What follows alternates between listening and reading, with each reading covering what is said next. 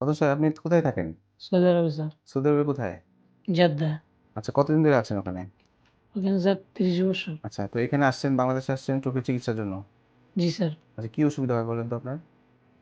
বাম চোখে স্যার দেখি না, আবজা দেখি। হুম। তারপর ঈদের আগে ১০ দিন আগে আমার বাম চোখটা ডান চোখটা আবজা দেখি। একেবারে দেখতে পাচ্ছেন না। দেখা যায়, হালকা দেখা যায় আচ্ছা, ডান চোখ। আপনি সৌদি আরবে কোন ডাক্তার দেখাইছিলেন? জি স্যার। আপনার ডায়াবেটিস আছে? জি স্যার। আচ্ছা, ওরা কি বলছে ওখানে? ওরা বলছে এখানে আমার ভর্তি হয়েছেন। হুম। আমি বলছি যে আমি বাংলাদেশে গিয়েছি হ্যাঁ, ভালো। হুম। এই আমরা জন্য স্যার আসছি।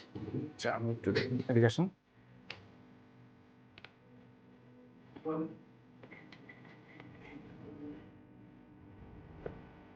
আচ্ছা, আপনার চোখে ২ টা সমস্যা। ডায়াবেটিসের কারণে ডান চোখের পর্দা ফেটে গেছে। রক্তক্ষরণ হইছে, রক্ত জমে চোখের পর্দা ফেটে গেছে। এজন্য ডান চোখে কিছু দেখতে পাচ্ছেন না।